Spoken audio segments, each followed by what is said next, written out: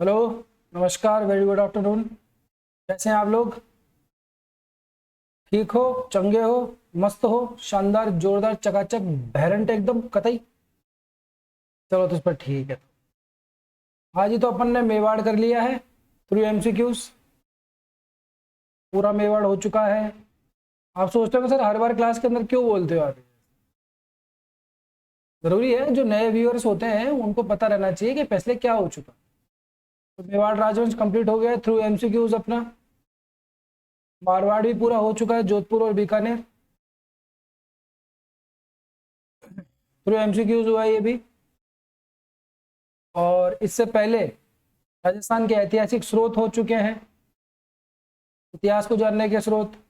राजस्थान की प्राचीन सभ्यताएं हो चुकी हैं।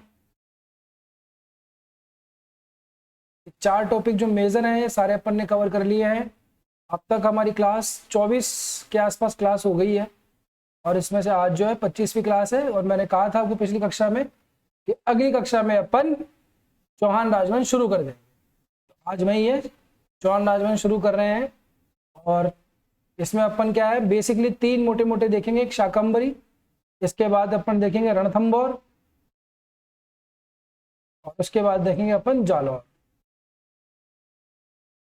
फिर इसके बाद में हाड़ा, जैसे बूंदी के हैं, है ना, फिर कोटा का हाड़ा वंश है, ये हो जाएंगे।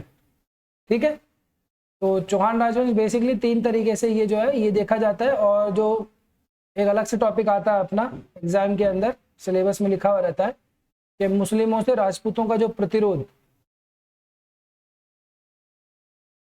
राजपूत प्रतिरोध, वो भी इसी के अंदर कवर हो जाते हैं। क्योंकि अपन ने देख लिया, महाराणा सांगा भी कर लिया, अपन ने महाराणा प्रताप भी कर लिया। और अब जो है चौहान राजवंश के थ्रू पृथ्वीराज चौहान, और उसके बाद में अपना हमीर, देन इसके बाद में कानड़ देव। ठीक है, उधर मेवाड़ के अंदर भी अपन ने कुंभा, सांगा, राणा प्रताप, हमीर, ये कर लिए हैं। ठीक है, तो आज शुरू कर रहे हैं अपन चौहान राजवंश, शाकंभरी के चौहान। तो फिर शुरू करें। ये जो है अजमेर का किला है, अजमेर का किला है ये पृथ्वीराज चौहान है।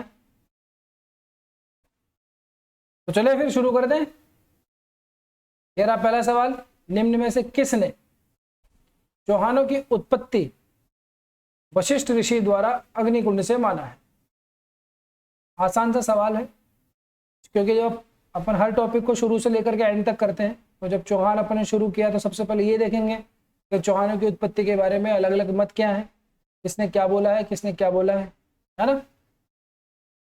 तो अग्निकुंड की उत्पत्ति हम सब जानते हैं, वशिष्ठ, है ना, उनके जो अग्नि, उन्होंने यज्ञ किया और उसके अंदर से 4 योद्धा निकाले। तो उस मत को कौन कौन मानता है? ये बात जो है चंद्रबरदाई ने लिखी है अपनी पृथ्वीराज रासो के अंदर, तो ये तो मानता ही है। अब बाकी क्या मानते हैं कि नहीं मानते, बात ये है। नैणसी, सूर्यमल मिशन, या फिर तीनों? क्या आंसर होगा इसका? या तो ए होगा या फिर डी होगा, है ना। तो इसमें नैणसी भी मानता है, सूर्यमल मिशन भी मानते हैं, तो इसका आंसर हो जाएगा आंसर डी। ये तीनों के तीनों ही चौहानों की उत्पत्ति वशिष्ठ ऋषि द्वारा आबू के अग्निकुंड से। ठीक है, ये कहानी अपन कई बार रिपीट कर चुके हैं, तो बार बार इसको बोलेंगे नहीं। 4 योद्धा पैदा करे, चालुक्य, परमार, है ना, और क्या नाम है उनका, एक चौहान। आखिर के अंदर चौहान ही पैदा करे थे, जो बाकी के राक्षसों को फिर उन्होंने, मतलब जो भी था वो सबसे ताकतवर योद्धा था और फिर वो जीत गए। ठीक है ना। चलो जी आगे बढ़े, अगला सवाल देखो। निम्न में से किस स्रोत के आधार पर, वो चौथा मेरे को योद्धा याद आ नहीं रहा है अभी, और देखते हैं अभी याद आ जाएगा, बता। ठीक है, चालुक्य है, चौहान है, परमार है, और एक और योद्धा है। चलो देखते हैं, निम्न में से किस स्रोत के आधार पर चौहानों को ब्राह्मण वंशी बताए? अभी तो अग्निकुंडी उत्पत्ति की बात हो गई, सूर्यमल मिशन, नैणसी और चंद्रबरदाई। अब ब्राह्मण वंशी भी बताते हैं कुछ लोग। वो किस सोर्स के आधार पर बताया जाता है, बात यह है। बिजोलिया शिलालेख, कायम खा रासो, चंद्रावती का लेख, ये उपयुक्त सभी। तो क्लास में मैंने आपको बताया था, इन दोनों के बारे में भी डिस्कस किया था कि कायम खा रासो और चंद्रावती का लेख भी जो है वो चौहानों की ब्राह्मण से उत्पन्न होना बताता है। बिजोलिया शिलालेख तो बताता ही है, ठीक है। और इनके अंदर और इसके अंदर जो इनका आदि पुरुष है उसके बारे में बताया हुआ है। वो आदि पुरुष कौन था वो अपन अगले सवाल के अंदर देखते हैं, ठीक है।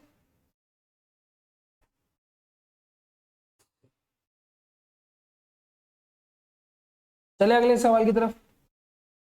सपाद लक्ष्य यानी कि सांबर के चौहानों की, स्पेसिफिक दे दिया आपको, सांबर के चौहानों की प्रारंभिक राजधानी क्या थी?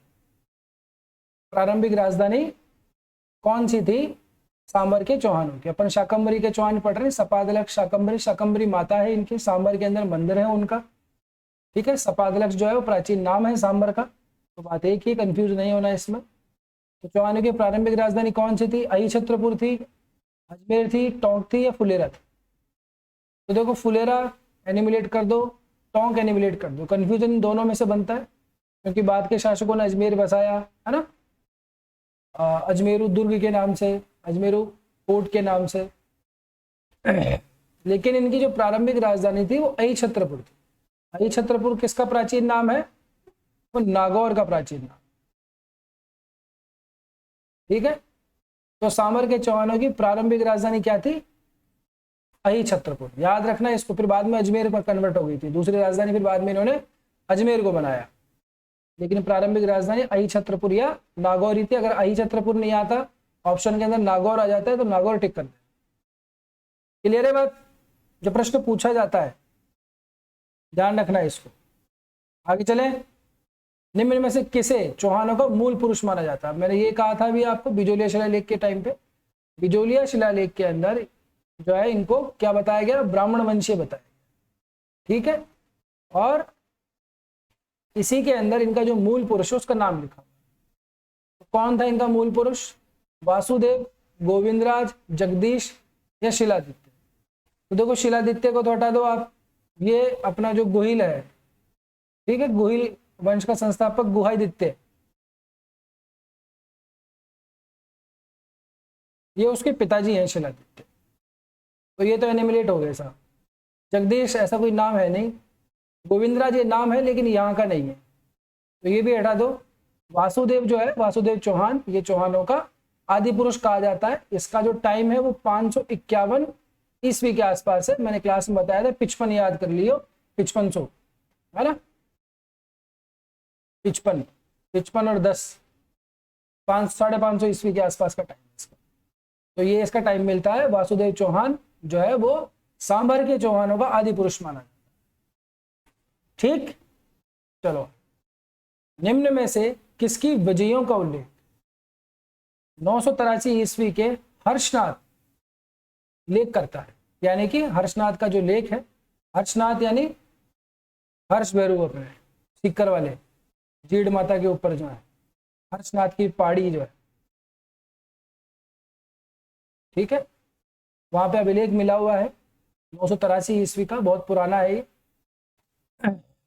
तो उसके अंदर किसकी विजयों का उल्लेख किया गया है आपको बता। विग्रहराज प्रथम, विग्रहराज द्वितीय, विग्रहराज तृतीय, विग्रहराज तृतीय, पृथ्वीराज तृतीय और विग्रहराज फर्स्ट सेकंड थर्ड, कौन सा है? तो क्लास में भी बताया था। देखो अपने पास में आ गए सबसे पहले वासुदेव, उसके बाद में उसके उत्तराधिकारी आते हैं, उसमें एक आध दो ऐसे होते हैं योद्धा होते हैं, उनके बारे में जानकारी कम है, लेकिन उन्होंने क्या है, जो मुस्लिम आक्रांता थे उनसे अपनी सीमा की रक्षा की, अपने मातृभूमि की रक्षा की। फिर उसके बाद में आते हैं विग्रहराज प्रथम भी आते हैं, सेकंड भी आते हैं। विग्रहराज प्रथम भी काफी अच्छे योद्धा थे, विग्रहराज सेकंड भी योद्धा थे। तो विग्रहराज सेकंड की विजयों का उल्लेख हमें मिलता है हर्षनाथ के लेख से। इन्होंने मूल राज को, चालुक्य नरेश जो मूल राज है उसको भी परास्त किया था इन्होंने, और तुर्कों को भी इन्होंने अपने क्षेत्र में नहीं आने दिया, ठीक है, यानी कि मुस्लिम आक्रांताओं को भी इन्होंने सीमा से बाहर खदेड़ा। तो इनकी विजयों का उल्लेख जो है हमें हर्षनाथ के लेख सम्मिलित। विग्रहराज सेकंड, विग्रहराज चतुर्थ काफी फेमस है अपने एग्जाम की दृष्टि से, कई बार प्रश्न आया उसके बारे में, लेकिन कंफ्यूज नहीं होना यहाँ पे, ठीक है। कुछ कुछ आपको विग्रहराज चतुर्थ का जो चीजें हैं वो हर्षनाथ के इस लेख में मिल जाएंगी, लेकिन ज्यादातर स्पेसिफिकली जो पूछा गया है वो इसी से संबंधित है, ठीक है ना। चलो, विग्रहराज सेकंड ने, विग्रहराज द्वितीय ने कहां पे अपनी कुल देवी आशापुरा माता का मंदिर बनवाया था। इन्होंने ना सिर्फ अपनी सीमा की रक्षा करी, आसपास के क्षेत्रों को भी जीता, इन्होंने अपनी कुल देवी का मंदिर भी बनवाया। तो प्रश्न ये है कि विग्रहराज सेकंड ने कुल, अब देखो इसके अंदर आपको सब कुछ एक तो वैसे पता लग रहा है कि विग्रहराज सेकंड ने कुल देवी आशापुरा माता का मंदिर बनवाया। तो प्रश्न ऐसे ही पूछ लिया आपसे कि कुल देवी आशापुरा माता का मंदिर किसने निर्माण करवाया, विग्रहराज सेकंड ने करवाया। तो प्रश्न से समझ में आ रहा है। अभी कहाँ पे करवाया, एक फैक्ट और ये है, तो कहाँ करवाया था इसने, सपादलक्ष में, अजमेर में, बीकानेर में, भड़ौच में। अब ये सपादलक्ष की जगह यहाँ पे अहिछत्रपुर होता तो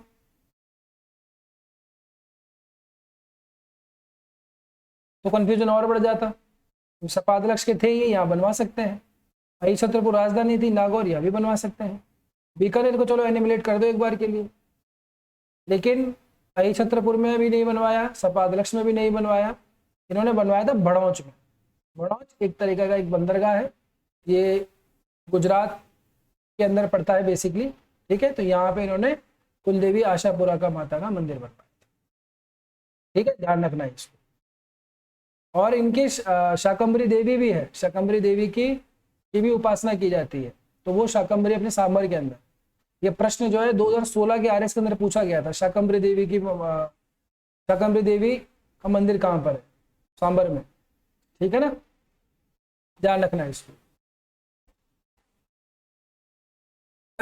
भड़ौच के अंदर किसने बनवाया, विग्रहराज सेकंड, ठीक है। हर्षनाथ का लेख संबंधित है इससे। आगे चलो, निम्न में से किसकी उपाधि, खिताब या उपाधि पृथ्वीराज विजय जो ग्रंथ है, एक पृथ्वीराज रासो एक पृथ्वीराज विजय नामक ग्रंथ में वैरोघट, वैरोघट का मतलब शत्रु संहारक, शत्रु को मारने वाला, तो निम्न में से किसकी उपाधि वैरोघट हमें मिलती है या शत्रु संहारक के मिलती है पृथ्वीराज विजय के अनुसार। अगर ये ग्रंथ ये नाम ना भी दे तब भी प्रश्न एग्जैक्टली सही बन जाता है कि निम्न में से किसकी उपाधि वैरोघट है, गोविंद तृतीय की, पृथ्वीराज चतुर्थ की, पृथ्वीराज द्वितीय की, सॉरी विग्रहराज चतुर्थ की, विग्रहराज द्वितीय की और पृथ्वीराज तृतीय किसकी है। तो अब आप कंफ्यूज हो, यहाँ पे चतुर्थ लगा सकते हो सीधा सीधा, पृथ्वीराज तृतीय भी लगा सकते हो, द्वितीय भी लगा सकते हो, गोविंद राजा को लगेगा यार ये कोई नाम नहीं है, लेकिन एग्जैक्टली बात यह है कि विग्रहराज जो सेकंड था उसके बाद में जो उत्तराधिकारी जो पराक्रमी शासक आया वो गोविंद थर्ड आया, और ये गोविंद थर्ड की जो उपाधि जो है वो पृथ्वीराज विजय के अंदर वैरोघट मिलती है, यानी कि शत्रु का संहारक करने वाला, शत्रु संहारक है, जिसका आंसर हो जाएगा ए, ठीक है। वैरोघट किसे कहा जाता है, किसकी उपाधि है, गोविंदराज, गोविंद तृतीय, ठीक, याद रहेगा। चलो तो चलो, निम्न में से किसने 1113 ईस्वी के अंदर अजय मेरू यानी कि अजमेर नगर बसाया। अब देखो इस प्रश्न में भी क्या है, एक फैक्ट आपको साफ साफ मौजूद है, अजमेर नगर कब बसाया गया, ये प्रश्न पूछ लिया आपसे तो सब 1113 ईस्वी में बसाया, सिंपल सा, ठीक है। अजमेरू के नाम से, अजय मेरू के नाम से बसाया गया था इसे, अजमेर वर्तमान नाम है इसका। तो किसने बसाया था, अजय राज ने बसाया था, ये प्रश्न पूछा हुआ है, कई बार पूछा, अजय राज ने, अर्णोराज ने, पृथ्वीराज ने, विग्रहराज। तो पृथ्वीराज का टाइम तो है ही नहीं है, इसको एनिमिलेट करो, है ना। विग्रहराज हो सकता है लेकिन वो नहीं है। अब अजय राज या अर्णोराज, नाम से पता लग रहा है अजमेर अजय मेरू, तो या तो अजय, यहाँ तो ऐसा हो सकता है कि अजय राज होगा या अर्णोराज, इन दोनों में से कोई होगा। तो ज्यादा सटीक जो बैठ रहा है अजय मेरू से, अजमेर से, वो अजय राज बैठ रहा है, वैसे भी लगा सकते हो दिमाग। अजय राज ने ही अजमेरू नगर बसाया, कब बसाया था, 1113 ईस्वी में, 1113, 3 बार 3 फिर 3, जैसे भी याद करो लेकिन याद रखो, ठीक है। अजमेर नगर का निर्माण किसने करवाया, अजय राज ने करवाया, कब करवाया, 1113 ईस्वी में। ठीक, चलो, निम्न में से किसके चलाए हुए चांदी एवं तांबे के सिक्के अजय प्रिय द्रम कहलाते हैं? ये स्पेशली ध्यान रखना क्योंकि ये आपकी राजस्थान अध्ययन की जो किताब है ना, 9th क्लास की, हमारा राजस्थान अभी जो नई आई है, उसके अंदर ये फैक्ट मौजूद है, ऐसे कैसे लिखा हुआ है। ठीक है, तो स्पेसिफिकली लिखा हुआ है कि अजय प्रिय द्रम जो सिक्के हैं वो फला शासक ने चलाए थे। किसके सिक्के थे? चांदी और तांबे के। एग्जाम में आ जाए कि सोने अजय प्रिय द्रम सिक्के किसके सिक्के थे? सोना, चांदी, तांबा, और ए और बी दोनों। ठीक है, तो सोना और चांदी दोनों है, सोने की बात नहीं है इसके, ध्यान रखना है स्पेशली इसको ना, कहां सा है जो लिखा हुआ हम उसी को सही मानेंगे। ठीक, तो इसने सिक्के चलवाए चांदी और तांबे के जो हमें मिलते हैं। ये क्या है? अजय प्रिय द्रम कहल। किसने चलवाए थे? ये प्रश्न है ये। Ajayraj, Arnoraj, Prithviraj, Vigraharaj. Option same to same वही है जो पिछले क्वेश्चन में थे। तो अजय प्रिय द्रम, वही वाली बात, नाम से देख लो थोड़ा सा। अजय प्रिय, अजय को जो प्रिय हो वो सिक्के, वो मुद्रा, वो कौन चलाएगा? अजयराज ही चलाएगा। और इस सिक्के के ऊपर, इन सिक्कों के ऊपर इसकी जो पत्नी है सोमल देवी, पत्नी का नाम क्या है? सोमल देवी। इन सिक्कों के ऊपर इनकी पत्नी सोमल देवी का नाम भी मिलता है। हारा हारा, ध्यान रखना, ये फैक्ट दिया हुआ है 9th क्लास की क्लास में, तो पूछा जा सकता है आपसे। ठीक है, अजय प्रियद्रम सिक्के किसने चलाए? अजयराज ने चलाए। किसके थे सिक्के? ये चांदी और तांबे के। इन सिक्कों के ऊपर किसका नाम लिखता है? इसकी पत्नी का नाम क्या है? सोमल देवी। ठीक है, बात सही है। अब इसके बाद में एक शासक आते हैं। वो शासक कौन है आपको बताना है, जिन्होंने अजमेर में आना सागर झील और पुष्कर के अंदर वराह मंदिर का निर्माण। हालांकि बात मैंने गलत बोली, इसके बाद में आपको क्या पता, इसके बाद में आए थे, पहले आए थे।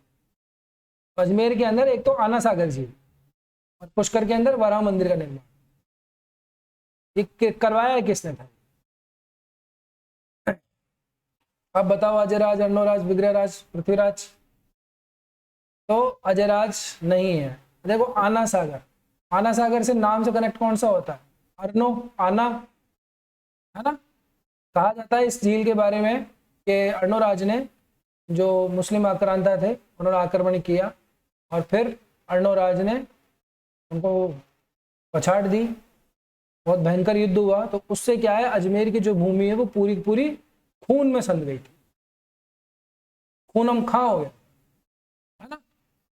तो उस खून से सनी हुई भूमि को साफ करने के लिए अर्णोराज ने आना सागर झील का निर्माण। बात समझ गए? लड़ाई हुई, लड़ाई से खून खच्चर हुए, खून खच्चर जमीन पे बह गए भयंकर तरीके से। तो उस खून को साफ करने के लिए भाई साहब ने झील का निर्माण करवाया, आना सागर झील। साथ ही साथ इन्होंने पुष्कर के अंदर वराह मंदिर का निर्माण करवाया। तो कौन थे ये थे अर्णोराज। ठीक है, अजय प्रिय द्रम सिक्के अजयराज के हैं, जिसके ऊपर सोमल देवी उसकी पत्नी का नाम है। उसने ही अजमेर का नगर बसाया, 1113 में बसाया। इसके बाद में शासक आया अर्णोराज, उसने मुस्लिम आक्रांतों को परास्त किया और उनके खून से जमीन को, भूमि को, मातृभूमि को साफ करने के लिए आना सागर झील का निर्माण करवाया और पुष्कर में वराह मंदिर का निर्माण। क्लियर है बात? चलो चलो। अर्णोराज का एक नालायक बेटा हुआ और उसको राजा बनने की बड़ी जल्दी थी। उसने क्या है, अपने पिताजी की हत्या कर दी, पितृहंता कर दी। पता नहीं उसको लगा यार मेरे को राजा बनाएंगे नहीं बनाएंगे, और ऐसे कायर लोगों को बनाते भी नहीं है। तो अर्णोराज के किस पुत्र ने उसकी हत्या कर दी? जगदेव, चाचकदेव, मामलदेव, सारंगदेव। तो सारंगदेव नहीं है, मामलदेव नाम का कुछ नहीं है। चाचकदेव जो है वो जालौर के जो चौहान वंश है वहां से संबंधित है, बड़ा पराक्रमी राजा था ये भी। तो ये जगदेव है, इसका नाम ऐसे भी मिल जाता है कभी कभी। ठीक है, तो जगदेव ने अर्णोराज की हत्या कर दी। ठीक, चलो आगे सवाल, दिल्ली पर अधिकार करने वाला पहला चौहान शासक कौन था? अब यहाँ पे इंपॉर्टेंट देखो, दिल्ली है। क्योंकि सारे के सारे जो शासक बने बाद में उन्होंने दिल्ली पे अधिकार किया। आज भी हमारी राष्ट्रीय राजधानी दिल्ली ही है, ठीक है ना, देश की राजधानी दिल्ली ही है। सारे जो जितने भी बड़े बड़े मुख्यालय केंद्र सरकार के सब वही है, सचिवालय से लेकर के संसद तक सभी कुछ। तो दिल्ली पर अधिकार करने वाला चौहान शासक पहला कौन सा था? पहला ऐसा कौन सा चौहान शासक था जिसने दिल्ली पर अधिकार किया? उस समय दिल्ली के ऊपर तोमरों का शासन था, तोमर वंश के राजपूत थे।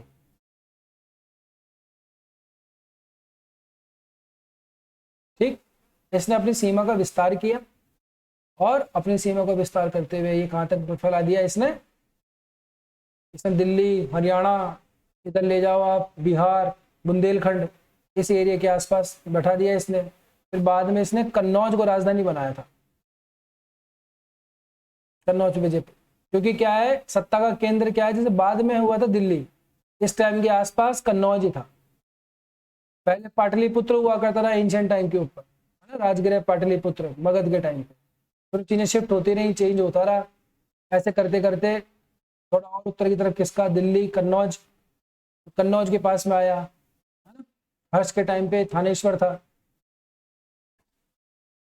तो कौन था साहब जिसने सबसे पहला शासक जिसने दिल्ली पर अधिकार किया? गोविंद थर्ड, विग्रहराज फोर्थ, विग्रहराज द्वितीय या पृथ्वीराज तृतीय?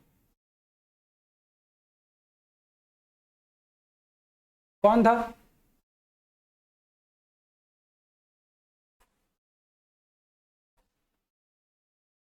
बताओ।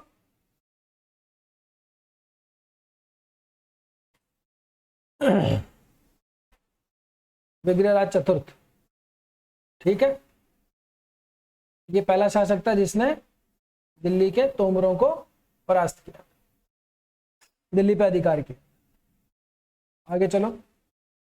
विग्रहराज जो था इसको कवि बांधव भी कहा जाता है। ये कवि बांधव की उपाधि, अब सवाल ये है कि दी किसने? प्रश्न ऐसा आता है कि निम्न में से किसे कवि बांधव कहा गया है? किसकी उपाधि कवि बांधव थी? विग्रहराज चतुर्थ की थी। विग्रहराज में फोर्थ ही है, ठीक है ना, विग्रहराज चतुर्थ। तो किस, ये तो ठीक है, लेकिन अब मैं ये पूछ रहा हूं आपसे कि ये उपाधि दी किसने थी? एक स्टेप थोड़ा आगे बढ़कर किसने कहा है इनको कवि बांधव? जैनक भट्ट, चंद्र बरदाई, विष्णु भट्ट, जिन चंद्र सूर्य। अब यहां से दिमाग लगा सकते हो कि चंद्र बरदाई इसके टाइम पे था नहीं, तो उपाधि तो देगा कैसे? एनिमुलेट करो। विष्णु भट्ट, जिन चंद्र सूर्य हो सकते हैं, जिन चंद्र सूर्य इससे रिलेट करते हुए है नहीं, उसको भी एनिमुलेट करो। विष्णु भट्ट भी नहीं थे इस समय, ये थे जयनक। जयनक भट्ट जो है उन्होंने विग्रहराज चतुर्थ को कवि बांधव की उपाधि दी। क्यों दिए वो देखते हैं भी आगे अपन। भाई इसलिए दिए क्योंकि ये अच्छे साहित्यकार भी थे, अच्छे योद्धा तो थे ही, साथ साथ में क्या थे, अच्छे साहित्यकार भी थे। अब आपको बताना है कि नाटक है, उसका नाम है हरिकेली। हरकेली या हरिकेली नाम आता है, ठीक है ना, हरिकेली भी लिखा रहता है कई जगह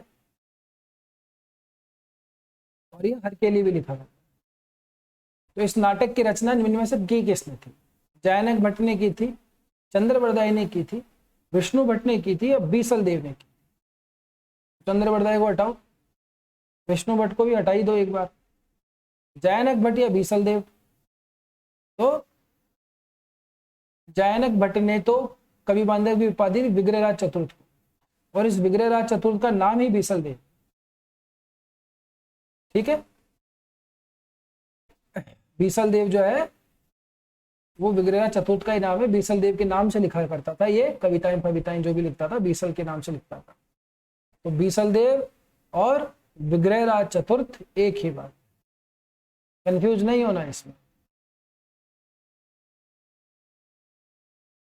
ठीक है। कौन सा नाटक लिखा इसने? हरिकेली। काय की उपाधि मिली इसको? कवि बांधव की। किसने दी? जयनक भट्ट ने। किसको दी? विग्रहराज चतुर्थ को। और क्या नाम है इसका? बीसल देव। क्या नाम है? बीसल देव, ठीक है। चलो आगे, एक और है, अपन सब कर लेते हैं। चौहान डायनेस्टी जो है सांबर की, उसके अंदर क्या क्या घटित हुआ देखा अपन ने अभी। शासक आए जा रहे हैं, उनसे संबंधित साहित्य के भी देख रहे हैं अपन, है ना, युद्ध बुद्ध भी देख ही रहेंगे। तो एक और है साहित्य ग्रंथ ललित विग्रहराज। अब विग्रहराज का नाम आ रहा है इसमें, तो इसका मतलब विग्रहराज के ऊपर लिखा हुआ है, ठीक है, ये नाटक लिखा हुआ है। अभी नाटक लिखा किसने? हरि के लिए तो ठीक है, चलो विग्रहराज ने लिख लिया, बीसल देव ने लिख लिया। ललित विग्रहराज किसने लिखा? क्या ये भी बीसल देव ने ही लिखा है? क्या ये जयानक भट्ट ने लिखा था, या विष्णु भट्ट ने लिखा था, कि सोमदेव ने लिखा था? तो बीसल देव ने नाटक नहीं लिखा, विष्णु भट्ट ने भी नहीं लिखा, ये नाटक सोमदेव ने लिखा था। इसके दरबार के अंदर था सोमदेव, उसने ललित विग्रहराज नामक ग्रंथ की नाटक की रचना की। तो ध्यान रखना इस बात को, ललित विग्रहराज किसकी रचना है? सोमदेव की। ठीक है, ये इसके टाइम पे ही था, इसके दरबार में था। ठीक है, जयानक और चंद्रबरदाई जो है ये बाद के हैं। ठीक, आगे चलो। निम्न में से किसने अजमेर में एक संस्कृत पाठशाला बनवाई और उस पर हरिकेली नाटक की पंक्तियां खुदवाई? अब ये जो व्यक्ति था अपना विग्रहराज चतुर्थ, अच्छा निर्माण करता भी था ये। इसने अजमेर के अंदर एक संस्कृत पाठशाला बनवाई थी। ठीक है, और उस पाठशाला के ऊपर, पाठशाला समझ गए, संस्कृत की एक स्कूल थी, इसमें संस्कृत का ज्ञान दिया जाता था प्राचीन तरीके से। ठीक है, और इसने जो नाटक लिखा था हरिकेली, उसकी कुछ पंक्तियां थी, उसके ऊपर गुदवा दी। फिर कुतुबुद्दीन ऐबक आता है, आक्रमण करता है और इस संस्कृत पाठशाला को तुड़वा देता है। ठीक है ना, तुड़वा करके 2.5 दिन के अंदर, यानी कि 2.5 दिन के अंदर, अपने 2.5 यूपी के 2.5 दिन के अंदर यहाँ पे एक मस्जिद बनवा देता है, झोपड़ा बनवा देता है, उसको 2.5 दिन का झोपड़ा कहते हैं। तो ये जो 2.5 दिन का झोपड़ा बना हुआ है अजमेर के अंदर, वो संस्कृत एक स्कूल हुआ करती थी, उसको तुड़वा करके ये झोपड़ा बनाया गया। 2.5 दिन के अंदर इसका फटाफट से निर्माण कर दिया गया, इसलिए इसको 2.5 दिन का झोपड़ा कहते हैं। ठीक है, यहाँ पे कुछ और भी होता है, अभी देखते हैं अगले वाले प्रश्न के अंदर। तो विग्रहराज चतुर्थ, आंसर बी होगा इसका। देखो कहां पर सूफी संत पंजाब शाह का 2.5 दिन का उर्स या मेला लगता है? ये उसी प्रश्न से संबंधित, आप सोचोगे बीच में सूफी संत पंजाब शाह कहां से आ गए, लेकिन यहाँ पे ये 2.5 दिन है। ठीक है, तो ये जो संस्कृत पाठशाला अभी देखी थी अपन ने, इसको तोड़वा करके 2.5 दिन का झोपड़ा बना।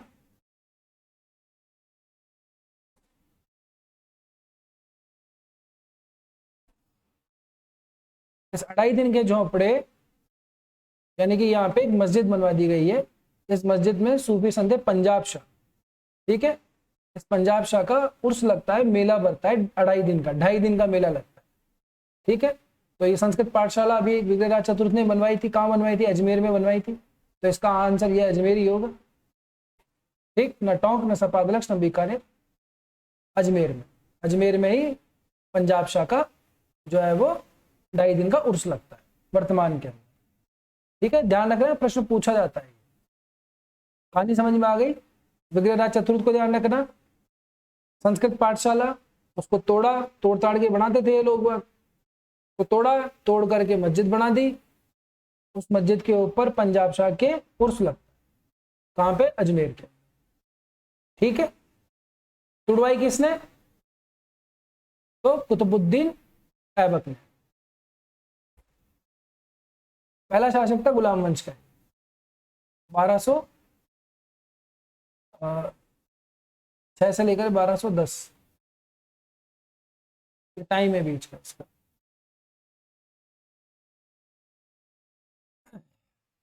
निम्न में से किसने बीसलपुर बसा करके वहां पर बीसलपुर झील बनी? तो कुतुबुद्दीन ऐबक बाद में आया था ना, तब तक तो काम खत्म ही हो चुका था। इससे पहले तो चौहान वंश, तो इसने तोड़ा तोड़ दी थी उस स्कूल। ऐसे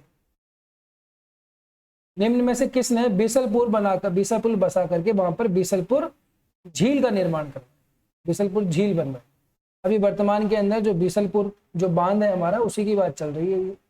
ठीक, तो ये बीसलपुर झील हुआ करती थी, इसको बांध में कन्वर्ट कर दिया। नदियों का पानी आता है इसमें, बनास बनास वगैरह का, आधे से ज्यादा जयपुर इसी का पानी पीता है।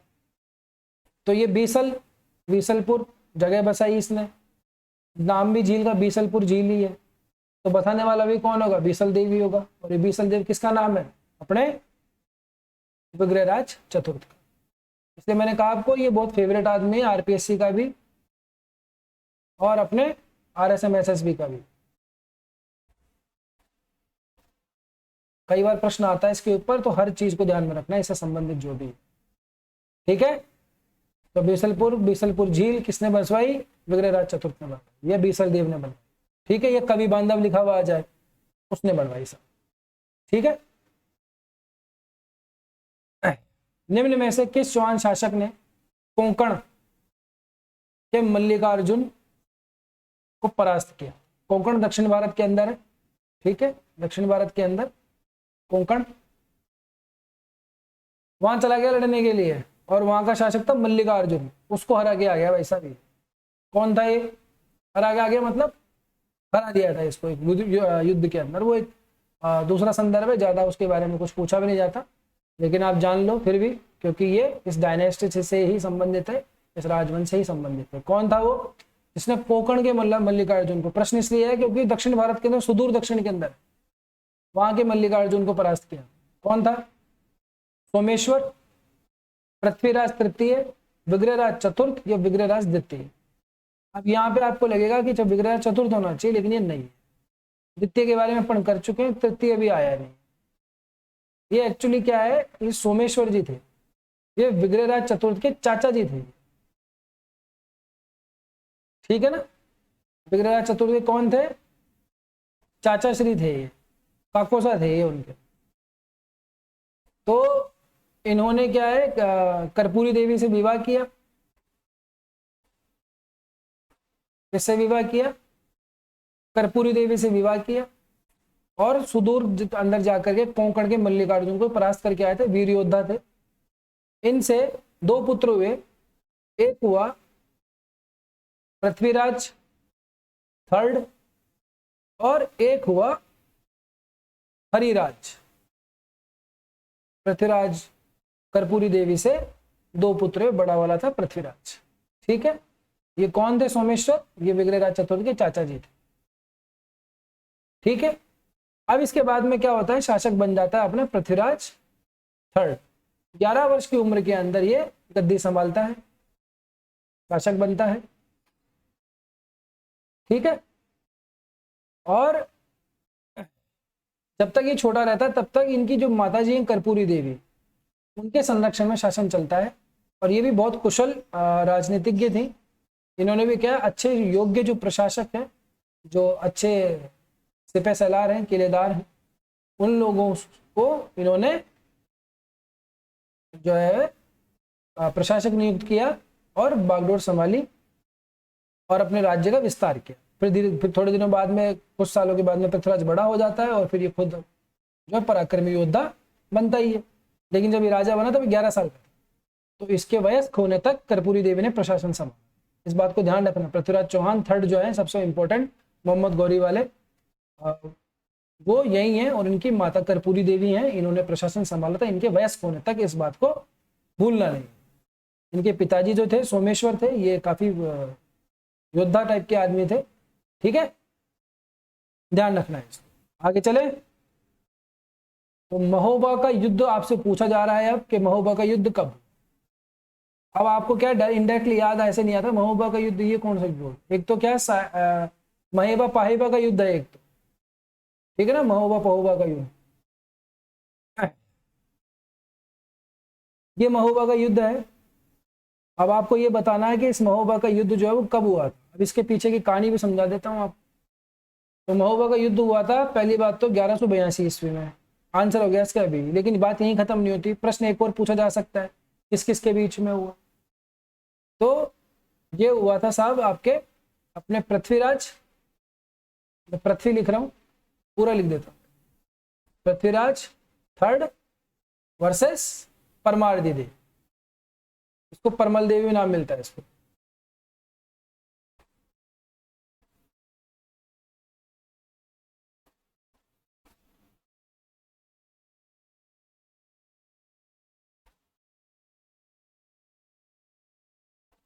पृथ्वीराज वर्सेस परमारदी देव। ठीक है, कहां का था ये शासक? ये शासक था बुंदेलखंड साइड।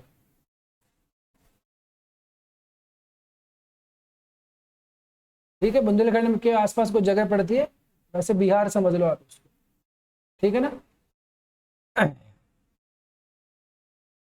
इन दोनों के बीच में युद्ध हुआ। कौन सा युद्ध हुआ? महोबा का युद्ध हुआ। कब हुआ? 1182 में।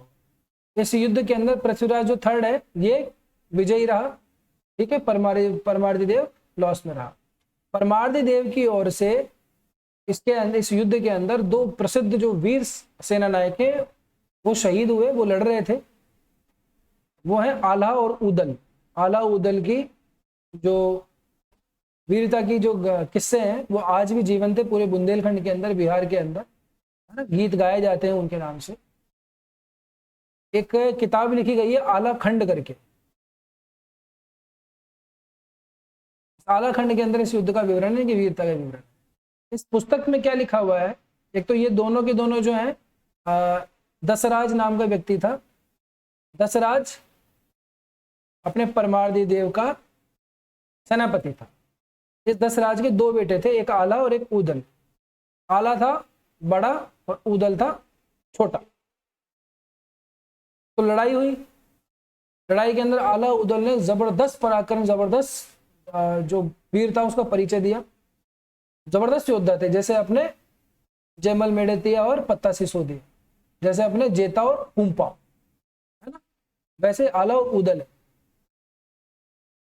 तो इस युद्ध के अंदर क्या हुआ? उदल जो है वो खेत हो गया, मारा गया, छोटा भाई मारा गया, ठीक है। जब ये बात आला को पता लगी तो ये एकदम बिदक गया, ये मतलब बिजली की तरह फिर टूट पड़ा और जो सामने आया उसको काट डाला इसने। फिर इसका सामना होता है पृथ्वीराज थर्ड से। ये दोनों आमने सामने हो जाते हैं, बिल्कुल फिल्मी स्टोरी बन जाती है यहाँ। दोनों के बीच में घमासान युद्ध होता है और पृथ्वीराज घायल हो जाता है बुरी तरह से। आला जो है पृथ्वीराज को मार देता, या मारने ही वाला था। लेकिन उसी समय जो गुरु गोरखनाथ, गोरखनाथ नहीं जानते तो पढ़िएगा इनके बारे में, जान लीजिएगा। ये एक तरीके से बहुत लोगों के लिए भगवान ही है। कहा जाता है कि ये क्या अभी भी जीवित हैं और ये समय समय पर क्या प्रकट होते रहते हैं। एक सेकंड, ठीक है। तो गोरखनाथ, गोरखनाथ ने आला को कहा कि तू उसको छोड़ दे, ठीक। तो गोरखनाथ के कहने पर आला ने पृथ्वीराज को प्राणदान दे दिए। पृथ्वीराज चौहान को क्या दे दिए? प्राणदान, क्षमादान कर दिया। और खुद जो है वो नाथ पंथ के अंदर दीक्षित हो, नाथ पंथ इन्होंने स्वीकार कर लिया और संत बन गए, ठीक है। कहा जाता है कि आला क्या है अभी भी कभी कभी प्रकट होते। ये कहानी जो है ये आला खंड के अंदर दी हुई है। हमारी राजस्थान की जो किताबें हैं उसके अंदर ये लिखा हुआ है कि साहब पृथ्वीराज और परमार्दी देव के बीच में युद्ध हुआ, महोबा का युद्ध 1182 में। इसमें प्रसिद्ध सेना नायक, प्रसिद्ध योद्धा आला और उदल वीर गति को प्राप्त हुए। अपनी वाली पुस्तक के हिसाब से ऐसा है कि सब आला और उदल दोनों के दोनों इस युद्ध के अंदर मारे गए, ठीक है। जबकि अभी अगर आप बिहार में बुंदेलखंड के एरिया के पास जाओगे तो आप जब इनकी कहानियां सुनोगे तब आपको दूसरी कहानी पता लगेगी। तो मैंने दोनों कहानी आपको बता दी, आपको जो समझना है वो मान लेना। मैं तो ये कहूँ प्रश्न जैसा भी आ जाए एग्जाम के अंदर वैसा टिक मार देना। जय राम जी, ठीक है। तो ये था महोबा का युद्ध, इसलिए ये आपसे पूछा गया था, इतना इंपॉर्टेंट था, ये काफी फेमस भी है। इसका डेट ध्यान रखना, किस किस के बीच में हुआ ये स्पेशली ध्यान रखना। परमार्दी देव वर्सेस पृथ्वीराज था 1182, ठीक है।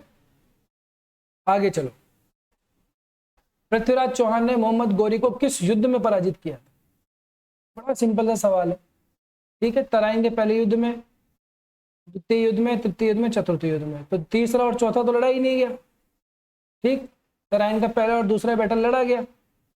प्रश्न देखो क्या है, थोड़ा यहाँ पे कंफ्यूजन हो जाता है पढ़ने के अंदर जल्दीबाजी में। पृथ्वीराज चौहान ने मोहम्मद गौरी को किस युद्ध में पराजित किया? पढ़ने में ऐसा आ जाता है जल्दीबाजी में, पृथ्वीराज चौहान मोहम्मद गौरी से किस युद्ध में पराजित हुआ? तो पराजित तो हुआ था सेकंड युद्ध, सेकंड के अंदर, और पराजित किया था फर्स्ट के अंदर, ठीक है, 1191। एक्चुअली क्या है, 1185 से लेकर के और 1191 तक पृथ्वीराज चौहान ने मोहम्मद गोरी को एक नहीं कई बार पराजित किया, लेकिन कभी भी इसको मौत के घाट नहीं उतारा। ये आता, चोरी चकारी करता, फिर इसकी पिटाई होती, फिर ही भाग जाता। वैसे करते करते तराइन का जब फर्स्ट वो लड़ाई हुई तब इसको बहुत ज्यादा हानि उठानी पड़ी थी।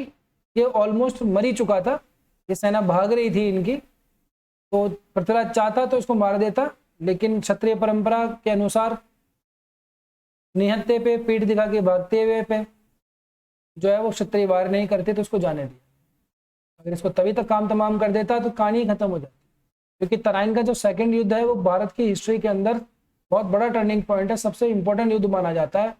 क्योंकि अगर ये युद्ध या तो होता नहीं, पहले युद्ध के अंदर ही मार देता तो बात ही खत्म हो जाती, दूसरे युद्ध के अंदर अगर मोहम्मद गौरी मारा जाता, ये इस तरह से पराजित होता कि दोबारा नहीं आता, तो भारत के अंदर इस्लाम के पैर ही नहीं पड़ते।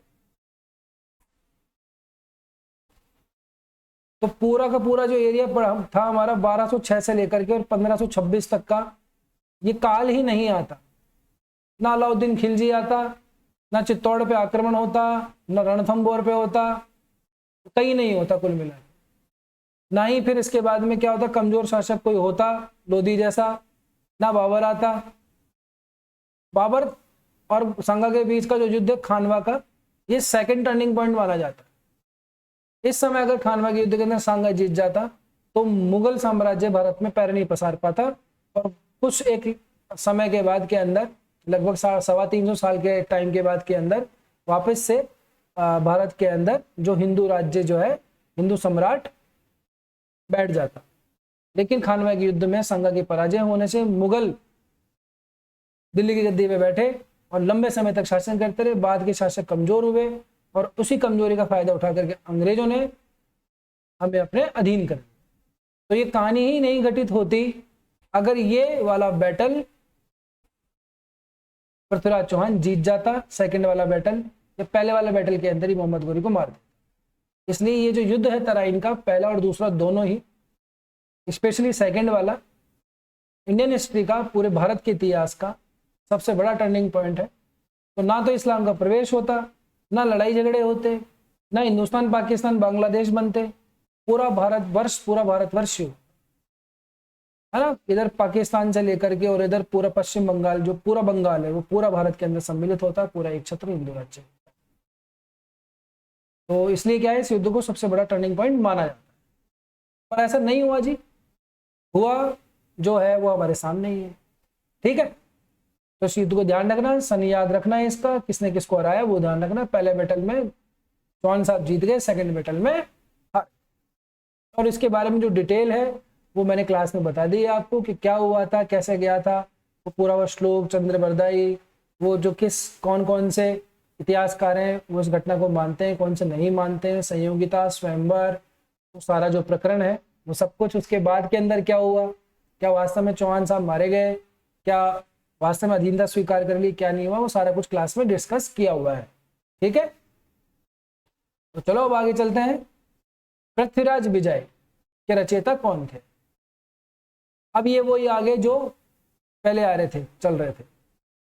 जिनचंद्र सूरी नहीं है, स्वयंदेव को हमने देखे ललित विग्रह राज वाले थे, तो ये भी नहीं है। चंद्रबरदाई ने पृथ्वीराज रासो लिखी है, ध्यान रखना है, कंफ्यूज नहीं होना है।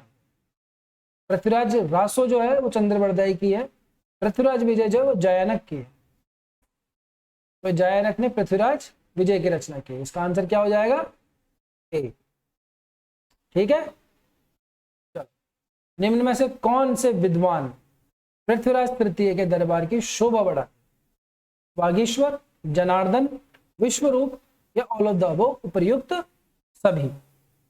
तो पृथ्वीराज चौहान के दरबार में कई विद्वान भी थे, जैसे अभी देखा, पृथ्वीराज विजय के रचनाकार जयदेव, पृथ्वीराज रासो के रचनाकार चंद्रबरदाई, वागीश्वर, जनार्दन, विश्वरूप, ये सब जो है पृथ्वीराज चौहान के ही समकालीन थे, उनके ही दरबार की शोभा बढ़ाया करते। तो इसका आंसर हो जाएगा डी। ये नाम ध्यान रखना, ये पूछ लेते हैं एग्जाम के अंदर, 2-3 नाम दे देते हैं और पूछ लेते हैं कि किसके समकालीन थे, बताओ जरा।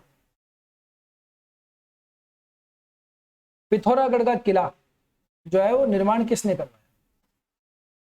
सोमेश्वर ने, पृथ्वीराज थर्ड ने, विग्रहराज चतुर्थ ने, विग्रहराज सेकंड।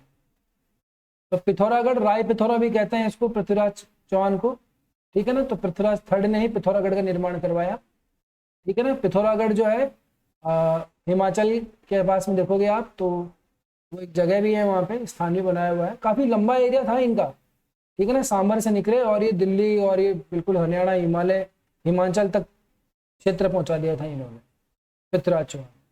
पिथौरागढ़ का किला किताबों के हिसाब से दिल्ली का है, ठीक है। इसका निर्माण पृथ्वीराज तृतीय ने किया, ठीक है साहब। तो ऐसे करके हमारा जो चौहान राजवंश, पूरी चौहान डायनेस्टी कहाँ की, सांबर की, सांबर का चौहान वंश हमने इस क्लास के अंदर पूरा कर लिया थ्रू एमसीक्यूज। जितने भी अभी हमने एमसीक्यूज किए 20, 22, 25 जो भी किए, उसके अंदर हमने पूरा चौहान राजवंश फिनिश कर, ठीक है। कितना सही तरीका है ना। एमसीक्यूज भी हाथ के हाथ मिल जाते हैं, चीज भी समझ में आ जाती है, काम भी हो जाता है जयराम जी की, है ना। तो जो पढ़ा रहा हूं उसको पढ़ा करो, याद रखा करो, परीक्षा की तैयारी करो धूमधाम से, सिलेक्शन पालो और मस्त, ठीक है। अब यहाँ तक पहुंचो तो कुछ समझ में आया ही होगा, तो लाइक शेयर कर देना, बाकी तुम्हारी मर्जी। तो मिलते हैं अपनी अगली कक्षा के अंदर। अब तब तक के लिए स्वस्थ रहो, मस्त रहो, अपना और अपनों का ध्यान रखो। जय हिंद, जय भारत।